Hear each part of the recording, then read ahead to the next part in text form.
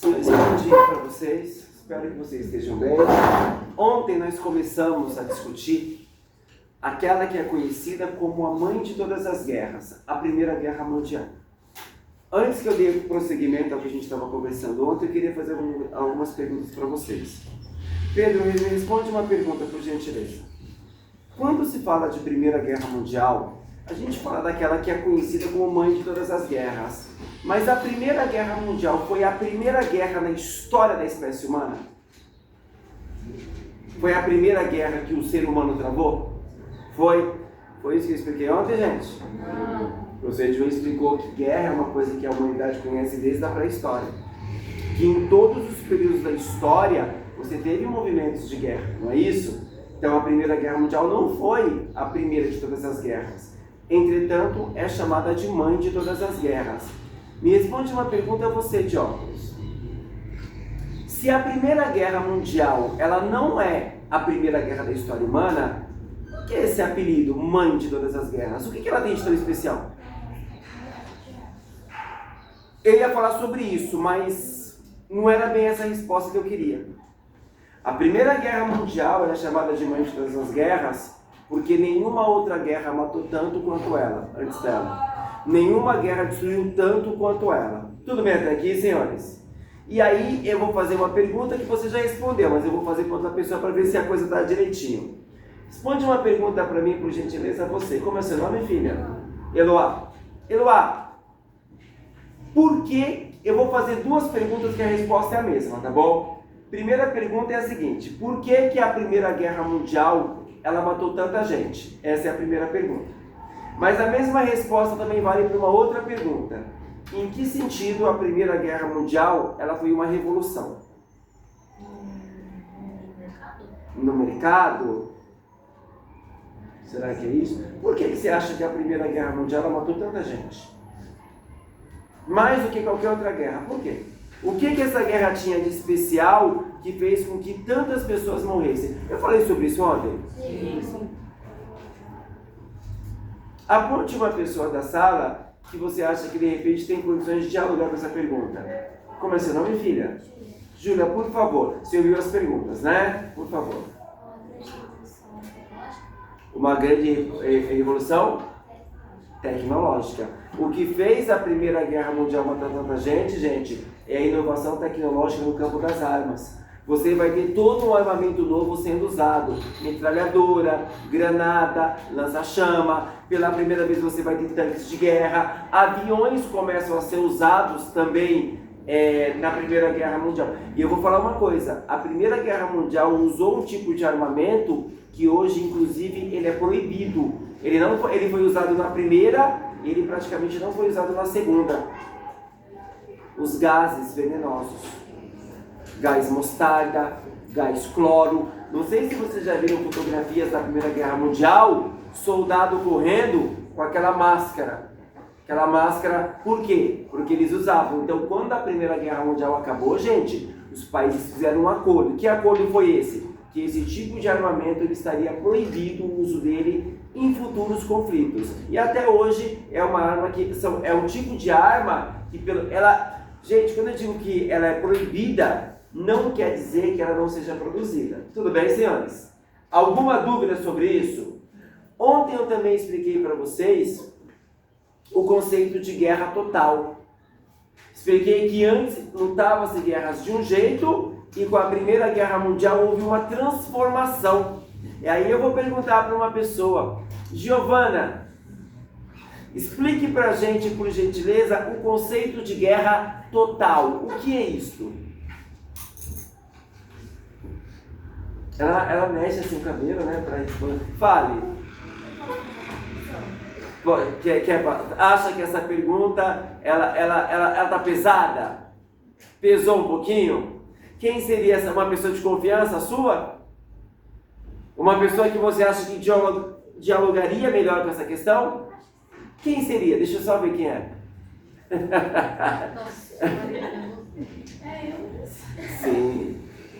Eu me sentiria honrado. Tipo, a minha amiga tá vendo o potencial em mim, tá vendo que eu sou inteligente. Obrigada. Me faria uma pergunta. Eu expliquei ontem para vocês que a Primeira Guerra Mundial criou uma nova forma de luta. Eu vou dar uma dica para que você... Eu não dei essa dica para a Giovana e eu peço desculpas, Giovana. Antes, os países eles mandavam seus exércitos para lutarem nas fronteiras, longe das grandes cidades, por exemplo, né? Meu país está em guerra, mas essa guerra é sempre o quê? Distante. A Primeira Guerra Mundial vai mudar essa forma de luta. Você sabe me dizer que mudança foi essa? Porque eles começaram a lutar dentro dos países, em vez de um lugar distante. Isso é a famosa guerra total. Mas por que essa mudança? Pela maldade humana? Alguém poderia me dizer por que essa mudança de estratégia? Heloíse? Por causa das fábricas que ficavam dentro dos... Fale mais alto, Heloíse! Por causa das fábricas. Por conta da Revolução Industrial. Para um país vencer o outro, você tinha que destruir as fábricas. Por quê? Porque as fábricas eram usadas para produzir equipamentos para a guerra. Deu para entender o que eu estou falando? Alguma dúvida, senhores? Gente, a Primeira Guerra Mundial foi uma coisa terrível, não foi? 16 milhões de mortos. Então, o que nos cabe responder nesse primeiro momento? Por que ela aconteceu? Em outras palavras, quais foram as causas da Primeira Guerra Mundial? Vocês tiveram aula comigo sobre imperialismo, não tiveram? Então, a primeira causa da guerra, vocês sabem. As disputas imperialistas, certo? Os países industrializados disputando o quê? Colônias em busca de matéria-prima e de mercado consumidor. Tudo bem até aqui? Então, qual é a primeira causa da guerra? As disputas geradas pelo imperialismo. Tudo bem? Tudo bem, senhores? Segunda causa da guerra, revanche, vingança. Eu expliquei para vocês o seguinte: houve uma guerra entre a França e uma região chamada Prússia. Quando essa guerra acabou, surgiu um novo país, a Alemanha. Só que quando a Alemanha surgiu, ela pegou um pedaço de terra da França, uma região chamada Alsácia-Lorena. Uma região da França, gente, altamente rica em minério de ferro. Por que o minério de ferro era importante? É uma matéria-prima importante para as fábricas, principalmente para a indústria de guerra. Deu para entender? Então, qual era o sentimento da França? Vingança. Nós queremos o nosso pedaço de terra de volta. Então, nós temos duas causas da guerra. Primeiro, as disputas imperialistas. Segundo, esse sentimento de revanche da França em relação a esse país novo que é a Alemanha. Tudo bem? Mas existe uma terceira causa da guerra. E essa terceira causa, também quando eu for explicar a Segunda Guerra Mundial, vai estar muito presente. É o nacionalismo extremo. Mas, para que vocês entendam isso, eu preciso perguntar. Deixa eu ver aqui. O senhor, o que é nacionalismo? Ixi, não é ixi. Aponte uma pessoa da sala que o senhor acha que de repente tem condições de me dizer o que é nacionalismo? Não vai me apontar Zé Ruela. Quem? Davi, o seu nome foi escolhido, cara. Um sinal de confiança em você. O que vem a ser, Davi, nacionalismo? Gostar de uma nação que seja sua. O senhor é um homem nacionalista? Um pouco, né? Gente, o nacionalismo é um sentimento de amor, de orgulho que você tem pelo seu próprio país. O nacionalismo em si, senhores, ele é uma coisa ruim? Você sentir orgulho do seu país é uma coisa ruim? Não é. O nacionalismo é um sentimento compreensível, é um sentimento racional, não é? Não existe esse sentimento racional, mas que dá para entender. Deu para entender o que eu estou falando? O problema, gente, não é o nacionalismo, mas é a palavra que eu coloquei na frente de nacionalismo. Qual foi a palavra que eu escrevi? Extrema. Gente, o que é uma coisa extrema? É uma coisa exagerada. Entendam, jovens, crianças, tudo nessa vida que é exagerado faz mal. Mesmo as melhores coisas da vida, quando elas vêm numa proporção exagerada, elas vão te causar mal. Eu vou dar um exemplo. Como é seu nome, jovem? Diogo. Diogo, qual é a comida que o senhor mais aprecia? Estrogonofe. Caramba, igual do moleque do outro lado. De frango, De carne ou de camarão? Frango. De frango, né? Bastante creme de leite, né? Ketchup, mostarda, coisa gostosa, né? Se sua mãe fizesse uma bacia desse tamanho, 15 litros, 15 litros de estrogonofe, 3 frangos picados dentro, 15 latas de creme de leite, tubão assim, de ketchup e mostarda, e fala assim, ó, você tem 1 hora para você comer tudo. Você poderia até comer, mas isso lhe faria bem? Se você comesse de maneira extrema, isso lhe faria bem? Não. Mano, você ia ter uma diarreia de 5 dias. Mano, você ia definhar no vaso sanitário. Você ia chamar Jesus Cristo, mano. Você ia esgotar 5 tubos de papel higiênico. Sua bunda ia ficar assada, maluco, de tanto que você ia derreter dentro do banheiro. Por quê? Porque comer de forma extremada faz mal. Entendam o que eu vou dizer para vocês. Até os melhores sentimentos do mundo, tá aqui tatuado, o amor. Até o amor extremo, ele faz mal. Quando você ama demais, de maneira exagerada, extremada uma pessoa, você esquece de si mesmo. Você vê apenas o outro, você não se vê mais. E quando você faz isso, sem perceber, você começa a fazer algumas coisas. Você começa a fazer tudo que o outro quer, você se esquece de você mesmo. Você se vê se humilhando por um pedacinho de afeto, por um carinho. Você mendiga migalhas de atenção da outra pessoa. Esse é o amor extremo. Ele faz mal? Ele faz muito mal? Não faz mal, Vitória? Você está fazendo assim é porque você conhece o riscado? Não conhece o riscado? Ou já viu alguém fazendo isso? Não já viu? Alguém se humilhando, não se dando valor? Um amor extremado, exagerado. Não é isso? Por que eu estou dizendo isso? Porque uma das causas da Primeira Guerra Mundial, meus amigos, foi o nacionalismo extremo. Sabe qual que é a ideia? Pelo meu país eu mato. Pelo meu país eu morro.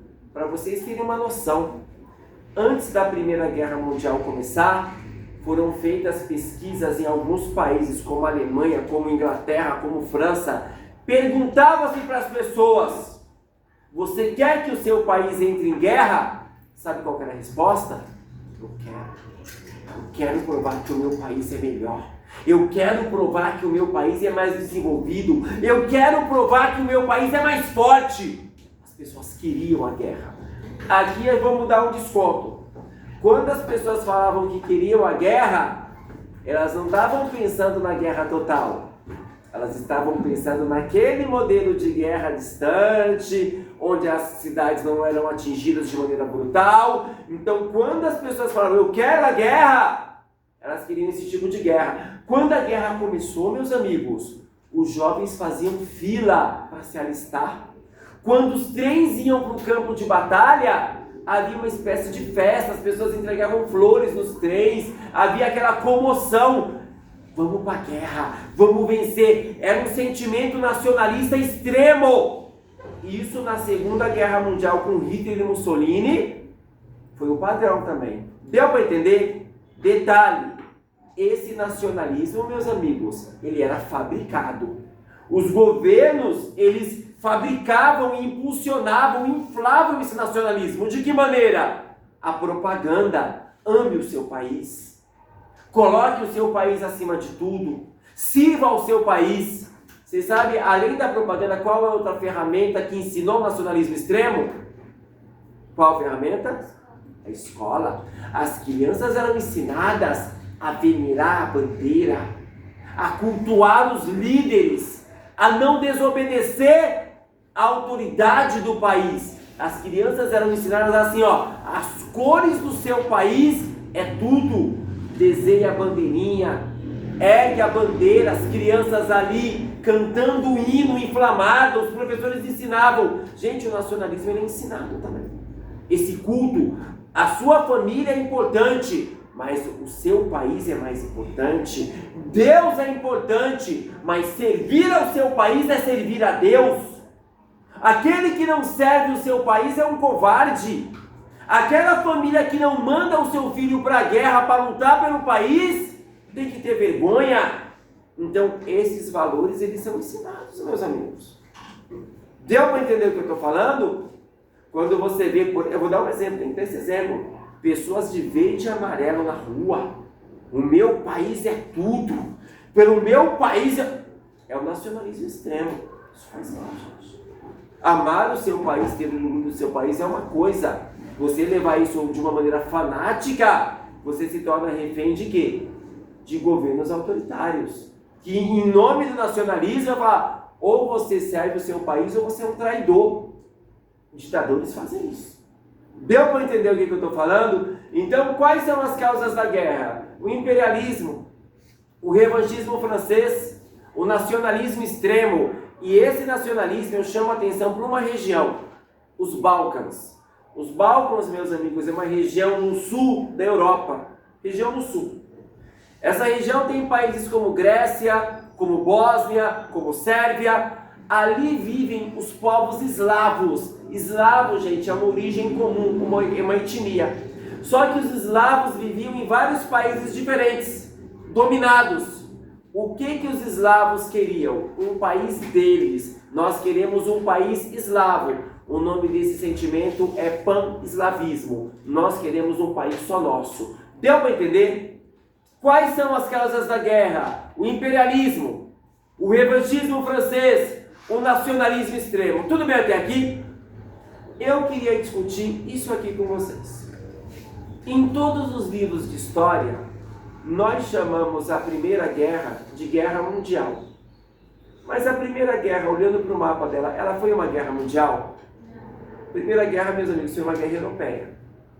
A maioria das batalhas da Primeira Guerra Mundial foram no continente europeu. Você teve algumas coisas do norte da África, no Oriente, mas o grosso da guerra foi na Europa. Por que ela então é chamada de Primeira Guerra Mundial? Porque vários países mandaram seus soldados para lá. As grandes potências do mundo, os países mais ricos, participaram. E quando essa guerra acabou, ela mudou a cara do mundo. Foi uma guerra europeia, mas ela teve influência global. Deu para entender? Para a gente acabar essa aula, eu só não vou explicar o último. Quero explicar para vocês a política de alianças. O professor Edivan usa uma aliança. Eita, oh meu Deus, será que eu não vejo isso?